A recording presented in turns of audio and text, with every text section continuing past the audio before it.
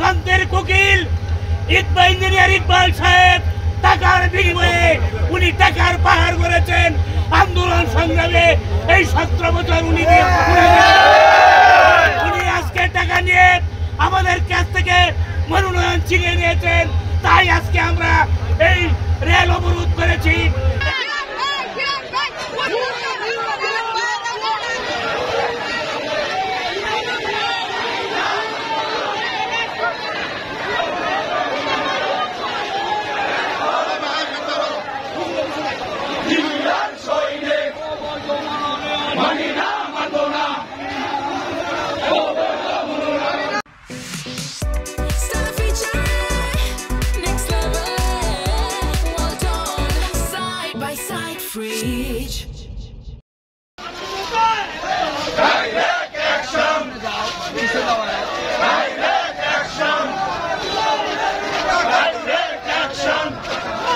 আপনারা জানেন বিগত 17 বছর ভাই আমাদের যুবদল ছাত্রদল বিএনপিকে নিয়ে সারা 17 বছর মামলা হামলা শিকার হয়েছে। আপনারা জানেন ওনার অর্ধেক বছরে 9 মাস কেটেছে জেলখানায়। আপনারা জানেন উনি বিগত সময়ে চেয়ারম্যান নির্বাচিত হওয়ার পরেও উনি চেয়ারম্যানই করতে পারে নাই, কারণ উনি জাতীয়তাবাদী দলের উনি চেয়ারম্যান নির্বাচিত হয়েছিলেন, যার জন্য উনি চেয়ারম্যানটা করতে পারে নাই।